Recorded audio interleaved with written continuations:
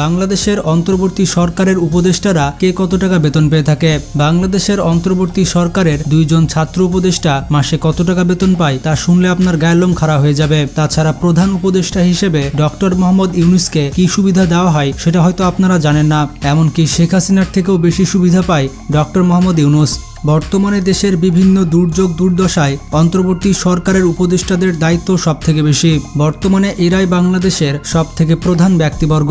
এই সকল উপদেষ্টাদের এক সাইনেই পাশ হয়ে যাবে হাজার হাজার কোটি টাকার বরাদ্দ, কিন্তু তাদের নিজেদের বেতন কত এবং তারা সরকারি কোষাগার থেকে কে কত টাকা বেতন পাবে। তো আজকের এই ভিডিও থেকে আপনারা জানতে পারবেন অন্তর্বর্তী সরকারের উপদেষ্টাদের বেতন কত এবং কে কি সুবিধা পেয়ে থাকে। তার আগে চ্যানেলে যারা নতুন তারা চ্যানেলটি সাবস্ক্রাইব করে পাশে থাকা বেল আইকনটি ক্লিক করে দিন। তো প্রথমে আমরা জানবো উপদেষ্টাদের বেতন, তারপরে জানবো প্রধান উপদেষ্টা মানে ডক্টর মোহাম্মদ ইউনূসের বেতন। ছাত্রদের মাঝ থেকে বেছে নেওয়া ছাত্র আন্দোলনের কেন্দ্রীয় দুই সমন্বয়ক আসিফ এবং নাহিদ সহ বাকি সকল উপদেষ্টাদের নিয়ে অন্তর্বর্তীকালীন সরকার গঠিত হয়। অন্তর্বর্তীকালীন সরকারের উপদেষ্টা হিসেবে যুক্ত হলেন আরও ৩ জন উপদেষ্টা।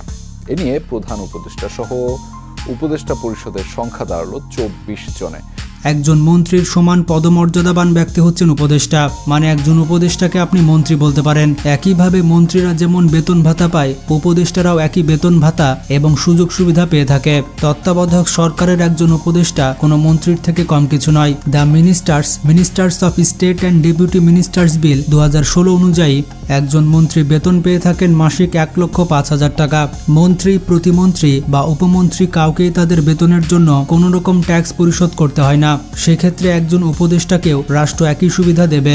সরকারের নিয়ম অনুযায়ী একজন মন্ত্রী দৈনিক ভাতা পান ২,০০০ টাকা। এছাড়া নিয়ামক ভাতা পান মাসে ১০,০০০ টাকা। এর পাশাপাশি স্বেচ্ছাধীন তহবিলে থাকবে ১০ লাখ টাকা। মোবাইল ফোন কেনার জন্য একজন উপদেষ্টা পান মোটামুটি ৭৫,০০০ টাকা। আর সরকারি খরচে সার্বক্ষণিক গাড়ি পাবেন। ঢাকার বাইরে অফিসিয়াল ট্যুরের জন্য অতিরিক্ত একটি জিপ গাড়ি পাবেন, যার যাবতীয় খরচ সরকার বহন করে। অন্তর্বর্তী সরকারের উপদেষ্টারাও এই সুবিধা পাবেন। উপদেষ্টারা সরকারি খরচে রেল ভ্রমণ ও বিদেশে ভ্রমণের খরচ পাবেন। বাংলাদেশের বিদ্যমান আইন অনুযায়ী সরকারের একজন পূর্ণমন্ত্রী বিনা ভাড়ায় সরকারি বাসভবন সুবিধা পান। তার বাসার গ্যাস, বিদ্যুৎ বিল, পানির বিল, টেলিফোন সহ ভবনটির যাবতীয় রক্ষণাবেক্ষণ বহন করে সরকার। এই সকল সরকারি বাসায় সর্বোচ্চ ৫ লাখ টাকা মূল্যের আসবাবপত্র দেওয়া হয় এবং সরকারি বাসায় না থাকলে বাড়ি ভাড়া বাবদ ৮০,০০০ টাকা, সেই সঙ্গে বাড়ি ব্যবস্থাপনা খরচ ও সব ধরনের সেবা খাতের বিল, বিমান ভ্রমণের জন্য বীমা সুবিধা সহ ৮ লাখ টাকা পেয়ে থাকেন একজন মন্ত্রী। এছাড়াও মন্ত্রীরা সার্বক্ষণিক নিরাপত্তা প্রহরী পান, তাদের সাথে সবসময় সিকিউরিটি গার্ড থাকে।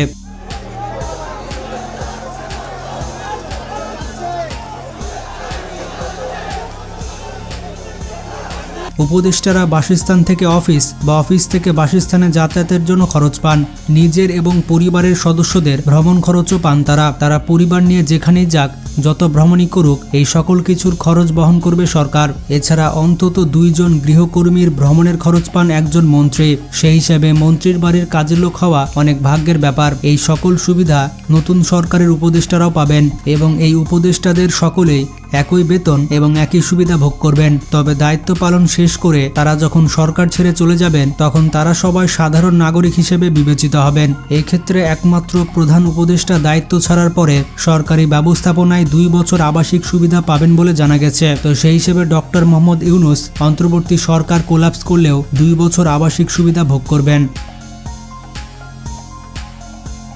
এবার আসা যাক প্রধান উপদেষ্টার সুযোগ সুবিধা সম্পর্কে, মানে ডক্টর মোহাম্মদ ইউনূস কত বেতন পান এবং তিনি প্রতিদিন কি সুযোগ সুবিধা পান। একজন প্রধানমন্ত্রী এবং প্রধান উপদেষ্টার মর্যাদা সমান। একজন প্রধানমন্ত্রী বা প্রধান উপদেষ্টার কাজ হচ্ছে দেশকে সঠিকভাবে পরিচালনা করা, তবে বিনামূল্যে এই কাজ করবেন না তিনি। এজন্য অন্য চাকরিজীবীদের মতোই মাসের শেষে মাইনে পান বাংলাদেশের প্রধানমন্ত্রীরা।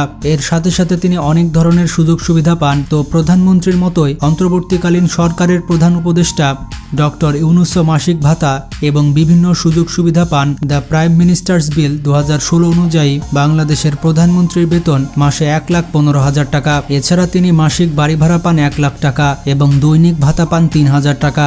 বর্তমানে প্রধান উপদেষ্টা মানে ডক্টর ইউনূসও একই সুবিধা পাবেন। প্রধানমন্ত্রীর মাসিক বেতন ছাড়াও যাতায়াত খরচ বাড়ি ভাড়া, ডেইলি অ্যালাউন্স, ইন্স্যুরেন্স সুবিধা, কূটনৈতিক পাসপোর্ট, নিজের দফতরের এবং অন্য টেলিফোন ব্যয়, চিকিৎসা সেবা সহ আরও অনেক সুবিধা পেয়ে থাকেন সরকার প্রধান এবং সম্পূর্ণ খরচ ব্যয় করে থাকে রাষ্ট্র। নতুন সরকারের প্রধান উপদেষ্টার জন্য এইসব খরচের পুরোটাই দেবে রাষ্ট্র।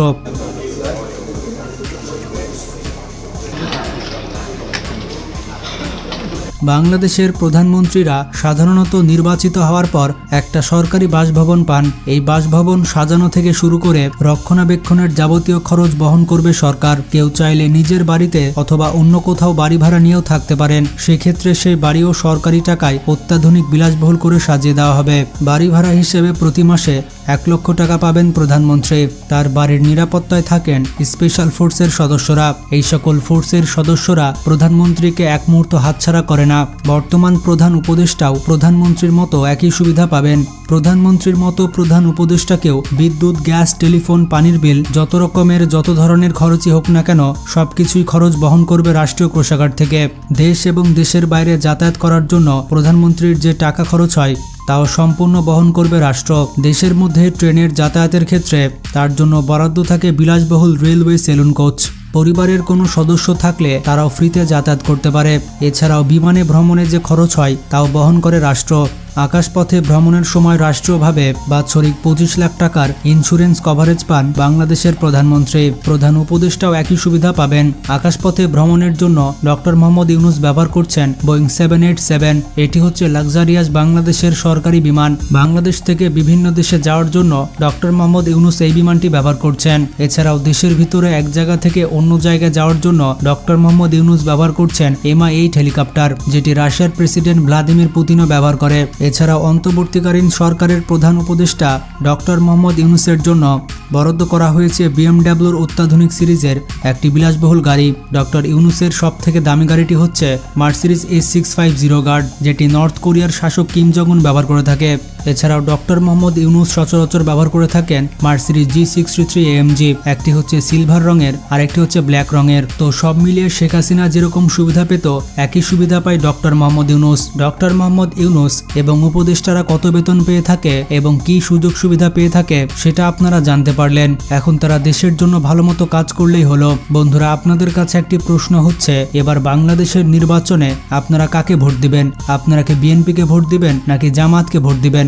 আপনার পছন্দের দলের নাম কমেন্ট করে জানান। ভিডিওটি ভালো লাগলে বেশি বেশি শেয়ার করতে পারেন। আজকে পর্যন্তই। ভালো থাকবেন। আল্লাহ হাফেজ।